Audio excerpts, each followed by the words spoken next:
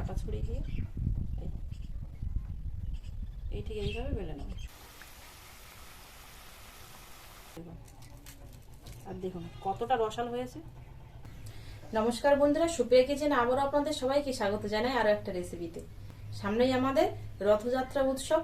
তো এই উৎসবের দিনে যদি বাড়িতে খুব সহজেই পুরীর বিখ্যাত খাজা মিষ্টি বানানো যায় তাহলে কেমন হয় বলেন তো। তো আজকে আমি সেই খাজা মিষ্টি বানানো আপনাদের সাথে শেয়ার করব খুবই সহজ পদ্ধতিতে। তো প্লিজ বন্ধুরা, আপনারা পুরো ভিডিওটা প্রথম থেকে শেষ পর্যন্ত দেখবেন, আশা করছি আপনাদের ভালো লাগবে। একটা পাত্রের মধ্যে আমি 150 গ্রাম ময়দা নিয়ে নেব। ঘি দিয়ে দেবো 3 চামচ মতো,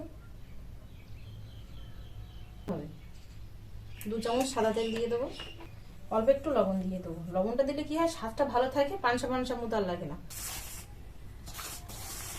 ভালো করে মিশিয়ে নিয়েছি। দেখুন ময়দাটা কিন্তু একদম সফট হয়ে গেছে, দেখুন কতটা ঝুরঝুরে হয়েছে। আর এই হাতের মুঠোর মধ্যে নিচ্ছি, এই যে দেখুন দলা পড়ে গেল, এই চাপ দিলাম তারপরে ভাঙলো। অল্প জল দিয়ে মাখিয়ে ডো বানিয়ে নেব।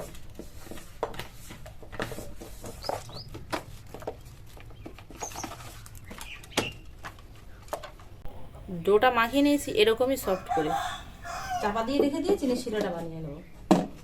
1 বাটি চিনি নিয়েছি। চিনিটা একটু বেশি দিলে কি হয়, মিষ্টিটা ভালো লাগে খেতে, আর মিষ্টির মধ্যে বেশ একটা চটচটে ভাব আসে, ভালো লাগে। 1.5 বাটি জল দিয়ে দেবো। 2 এলাচের মুখ ফাটিয়ে দিয়ে দেবো। এলাচের দানাটা থাকলে বেশ সুন্দর একটা গন্ধ বেরোয়, ভালো লাগে খেতে।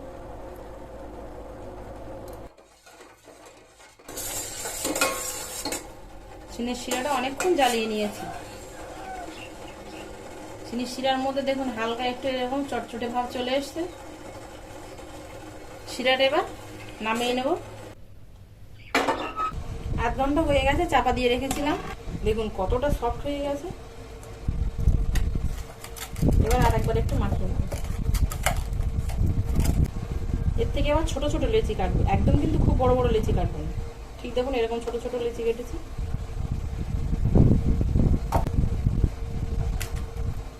পাঁচটা লেচি হয়েছে। এবার লেচিগুলো বেলে নেব।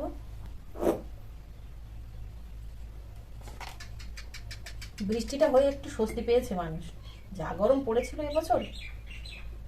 আমাদের গ্রামের দিকে অতটা অসুবিধা হয় না, গাছপালা আছে সেই জন্য, কিন্তু শহরের দিকে খবরে শুনি প্রায় প্রত্যেকটা বাড়িতে এসি নিয়ে এসে। এবছর যা গরম পড়েছে সেরা গরম। আর এই একটানা বৃষ্টি হচ্ছে, সত্যি বৃষ্টিটা হয়ে একটু ভালো হয়েছে। মানুষের চাষবাসের ক্ষেত্রেও ভালো হয়েছে, শাকসবজিও চাষ করতে পারবে। বৃষ্টি না হলে তো সব দিক দিয়ে অসুবিধা। বেশি করে ময়দা দিয়ে রুটিটা একদম হালকা করে বেলে নেব।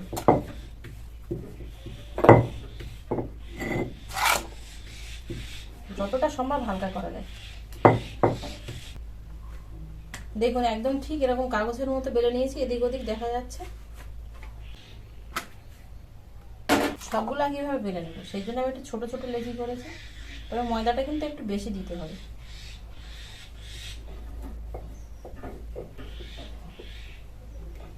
এই মিষ্টি বানানোটা খুবই সহজ আর খুব অল্প সময়ে হয়ে যায়। আপনারা বাড়িতে যে কেউ বানিয়ে নিতে পারবেন। আর একটা বেলে নিয়েছি, দেখুন ঠিক একই রকম করে রুটিগুলো সব বেলে নিয়েছি। দেখুন ঠিক এরকমই হালকা করে, তবে আপনারা এর থেকে আরও হালকা করতে পারেন। যত হালকা করবেন তত কিন্তু লেয়ারটা খুব সুন্দর আসবে। এবার রুটিগুলো পরপর সাজিয়ে নেব। প্রথমেই একটা দিয়ে দেবো, উপর দিয়ে কিন্তু ময়দা ছড়িয়ে দেবো। খুব ভালো করে ময়দাটা ছড়িয়ে দেবো, বেশি করে, যাতে যখন আমি চাপ দিয়ে বেলবো তখন যেন একটা করে একটা একেবারে চেপে না থাকে। সাইড দিয়ে একটু হালকা করে তেল লাগিয়ে দেবো, তবে আপনারা জলও দিতে পারেন।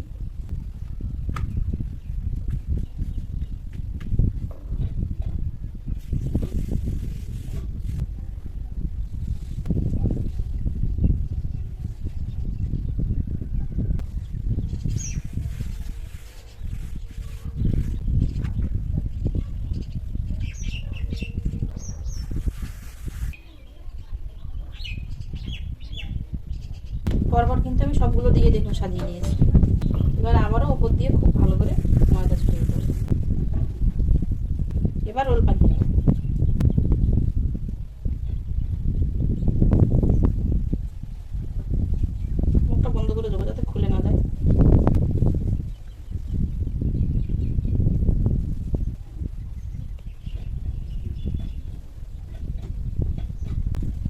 সাইডে একটু তেল লাগিয়ে নেব।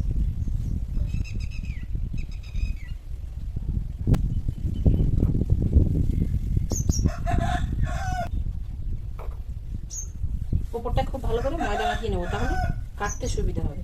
ছুরি দিয়ে প্রথমে দুটো সাইড কেটে বাদ দিয়ে দেবো। এই যে এবার হাফ ইঞ্চি করে কেটে নেব। এই কাজটা করার জন্য একটু ধারানো ছুরি নেবেন, তাহলে কি হবে, ভালো হবে। এইভাবে ঘষে ঘষে কাটতে হবে না, আর চেপেও কাটতে হবে না।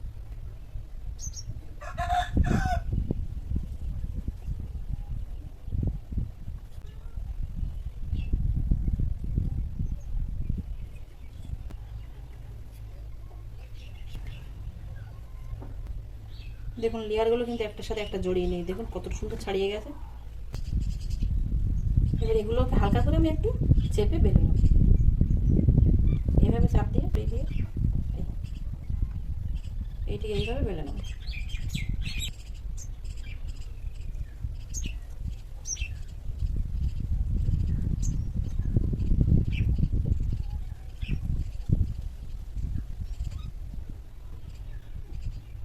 খুব বেশি চাপ দেওয়ার কিন্তু দরকার নেই, হালকা করে এভাবে একটু বেলে নিলে হয়ে যাবে।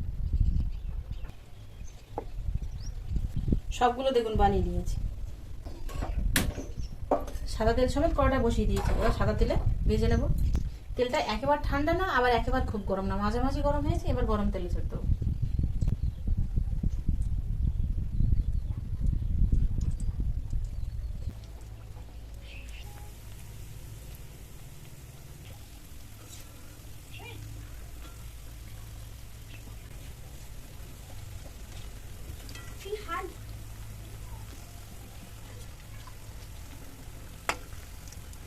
আর এই ভাজার সময় কিন্তু গ্যাসের ফ্লেমটা মিডিয়ামে রাখতে হবে, একদম হাইতে রাখলে টপ করে পুড়ে যাবে, আর একদম লোতে রাখলে আবার শক্ত হয়ে যাবে, ফুলবে না।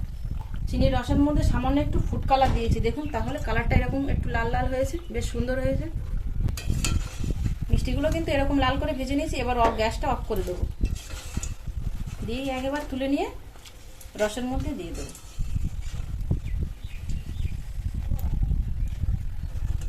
আপনাদের হাতের কাছে যদি ফুড কালার না থাকে তো আপনারা কেশরও দিতে পারেন।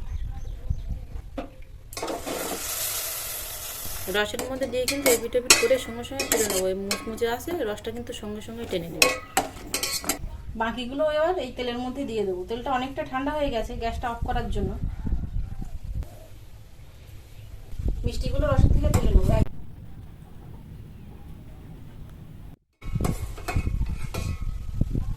দেখুন এই যে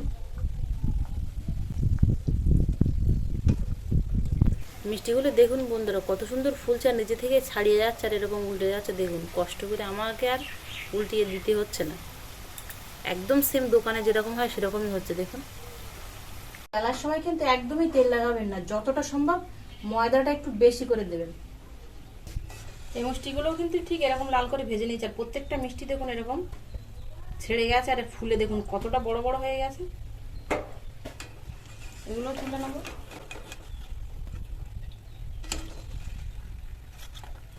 এগুলো চিনি শিরার মধ্যে দিয়ে দেবো।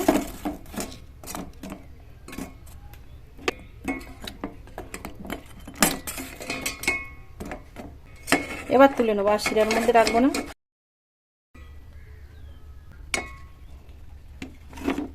দেখুন বন্ধুরা মিষ্টিগুলো কতটা মুচমুচে হয়েছে, আপনাদের ভেঙে দেখাচ্ছি দেখুন।